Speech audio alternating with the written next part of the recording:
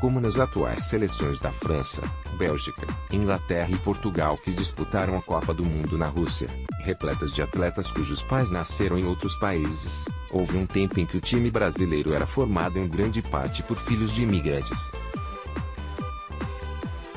Na primeira metade do século XX, enquanto o Brasil atraía grandes levas de estrangeiros, sobrenomes italianos, alemães, ingleses e espanhóis, como Lorenzato, Mutzenbecher, Neville e Ojeda, se tornaram comuns na equipe nacional.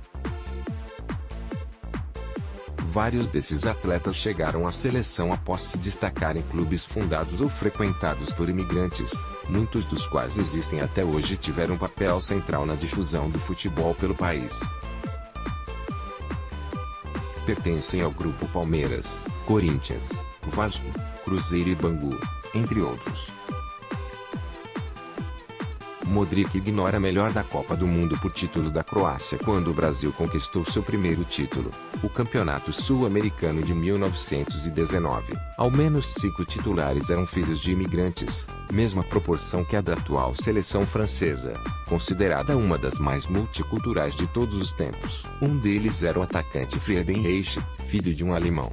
Outro, Neco, tinha pai português.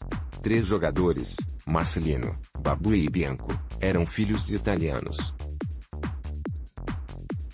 Os 5 se projetaram no futebol de São Paulo, onde, em 1920, estrangeiros eram 35% da população da cidade. Segundo o IBGE, origem do futebol no Brasil: Lancelotti, Lukaku e Arricani se ofuscaram, mas foi Justo Bronze da Bélgica o próprio responsável pela introdução do futebol no Brasil. Vinha de uma família de imigrantes, o paulistano Charles Miller.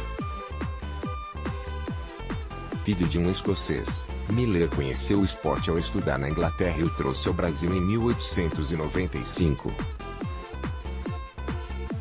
Outro brasileiro britânico, Oscar Fox, ajudou a difundir o futebol no Rio de Janeiro ao participar da fundação do Fluminense, em 1902. Em poucas décadas, famílias ricas cariocas abraçaram o esporte, encampado por agremiações que tinham outras modalidades como carro-chefe, caso do Flamengo e do Botafogo, inicialmente focados no remo. Cosme Rimoli, a lembrança da frustração de 2016 empurra a França paralelamente.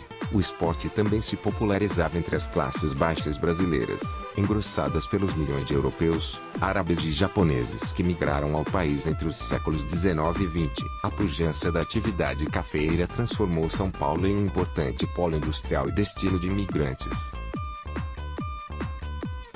Surgem nessa época vários clubes de futebol que agregavam estrangeiros, caso do Germânia, fundado pela comunidade alemã, do Esporte Clube Sírio, da colônia árabe, e da Portuguesa de Desportos. Outros times amadores, formados principalmente por operários, disputavam torneios nas várzeas dos rios Tietê, Tamanduateí e Aricanduva, origem da expressão futebol de várzea. Pouco dinheiro e ideias. Como a Croácia reinventou o futebol no país, vários desses grupos agregavam italianos, comunidade estrangeira mais numerosa na São Paulo de então, e forneceram jogadores para 2 clubes fundados na época, o Corinthians e o Palmeiras. No Rio, operários fundaram o Bangu, e imigrantes portugueses criaram o Vasco. Fundação do Palmeiras. Aquele italiano que estava marginalizado em uma sociedade paulistana dominada por aristocratas cafeicultores, a partir do futebol, passa a ter uma identidade e a ganhar um pertencimento, diz a BBC News Brasil o historiador Fernando Galupo, autor de 7 livros sobre o Palmeiras, nascido como Palestra Itália. Ele conta que a criação do clube, em 1914, buscava agrupar imigrantes de todas as partes da Itália. Até então, famílias italianas em São Paulo se reuniam em associações de sua província de origem. Fazia poucas décadas que a Itália havia sido unificada, e muitos migrantes que trocaram o país pelo Brasil não falavam italiano, e sim línguas regionais. Os fundadores do Palestra publicaram anúncios em jornais para atrair futebolistas da colônia. Entre os que atenderam ao chamado havia atletas nascidos na Itália e muitos filhos de italianos. Caso, segundo Galupo, diretor, Ettore, Marcelino, Amilcar Barbu e Bianco Spartaco Gambini, os 3 presentes na seleção brasileira vencedora do Sul-Americano de 1919. Antes de passar ao Palestra, Gambini e Barbui jogaram no clube que viria a ser o principal adversário do time, o Corinthians. Em dissertação de mestrado apresentada na USP em 2014, o historiador Marco Aurélio Duque Lourenço aborda a hipótese de que a rivalidade entre os dois clubes tenha nascido com a transferência dos jogadores e rixas dentro da comunidade italiana. Lourenço lembra que a palavra rival vem do latim rivalis, aquele que habita a mesma margem do rio, e que os dois clubes sempre treinaram na margem esquerda do Tietê. Décadas depois, o terceiro grande clube paulistano, o São Paulo, também montou um centro de treinamento no mesmo lado do rio. De Operários para Operários, autor de O Futebol Explica o Brasil, o jornalista Marcos Gutermann diz que o Corinthians foi fundado 4 anos antes do Palestra para atrair imigrantes de todas as nacionalidades e brasileiros pobres. Era um clube de operários para operários. A ideia era que a torcida fizesse o time, e não o contrário. Vinha do Corinthians o quarto filho de estrangeiros da seleção de 1919, Manuel Nunes, o Neco. Antônio Roque Cetadini, conselheiro vitalício do clube e autor de uma biografia sobre o jogador, diz à BBC News Brasil que Neco era filho de um português que vivia no Bom Retiro, bairro paulistano de imigrantes. O quinto filho de estrangeiro, Arthur Friedenreich, iniciou a carreira no Germania e foi o grande destaque da campanha vitoriosa.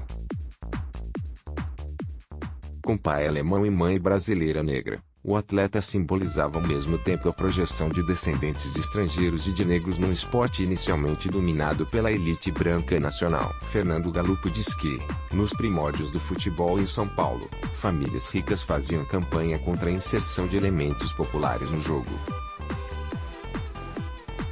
Várias delas frequentavam o Clube Atlético Paulistano, na época o principal rival do Palestra Itália. Quando os dois clubes se enfrentavam, colunistas do jornal O Estado de S.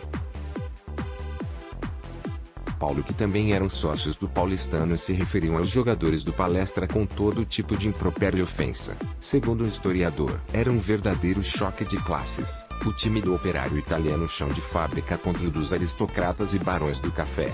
Na época, imigrantes pobres italianos eram discriminados em São Paulo e tratados por termos pejorativos, como carcamanos e italianinhos. Por outro lado, Galupo afirma que os jogadores ítalo-brasileiros jamais foram contestados na seleção brasileira.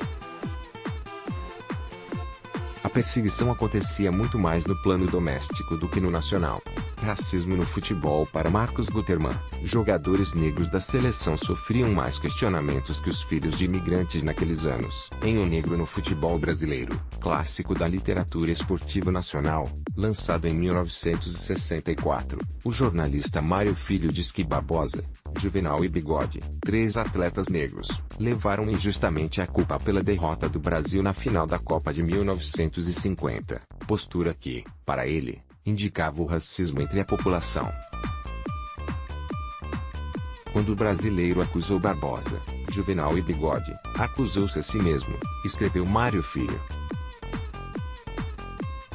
Gutermann diz que, na época, circulava o discurso de que havia negros demais na seleção, tanto que, na Copa de 1954, quase não havia negros no time. O Brasil caiu nas quartas de final. A redenção ocorreu em 1958, com a conquista do primeiro Mundial sob a liderança de Pelé. Desde então, negros se tornaram presença permanente na seleção. Perseguição na Segunda Guerra. Ainda que, segundo os pesquisadores entrevistados, a xenofobia no Brasil contra atletas filhos de imigrantes não fosse tão forte quanto na Europa atual.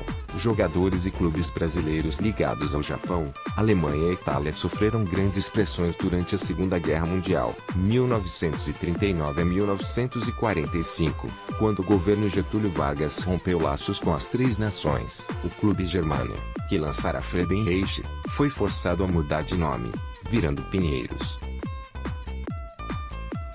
O Palestra se tornou Palmeiras, tirou as cores da bandeira da Itália do escudo e afastou todos os dirigentes italianos. O clube chegou a pedir salvo-condutos para que sócios pudessem acompanhar jogos do time em outras cidades.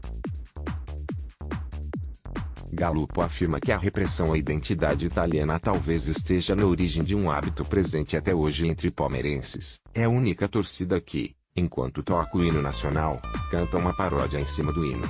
Em Belo Horizonte, outro clube criado por italianos e que também se chamava Palestra Itália foi rebatizado como Cruzeiro. Cornetar e terminar em pizza sob a forte agenda nacionalista do governo Vargas, palavras estrangeiras associadas ao futebol foram abrasileiradas. Mesmo assim, Gallupo diz que termos criados por italo-brasileiros que frequentavam estádios sobrevivem até hoje no vocabulário nacional. Caso do verbo cornetar, criticar, reclamar, e da expressão terminar em pizza. A expressão surgiu no Palestra, onde jantares com pizza apaziguavam os sócios após debates acalorados, afirma. Gallupo diz que a Segunda Guerra acelerou o abrasileiramento do Palmeiras e de outros clubes de estrangeiros. Nas décadas seguintes, conforme a imigração para o Brasil arrefeceu, a presença de filhos de imigrantes na seleção se diluiu. Com o fim do conflito mundial, ele afirma que clubes ítalo-brasileiros deixaram de ser oficialmente perseguidos, mas que a crise só foi realmente superada em 1965, quando o Palmeiras representou o Brasil numa partida contra o Uruguai. No Mineirão, os atletas palmeirenses venceram o jogo por 3-0. A paz estava selada. Nem tudo dá certo em Copas. Veja as decepções da Rússia 2018. BBC Brasil. Todos os direitos reservados. É proibido todo tipo de reprodução sem autorização por escrito da BBC.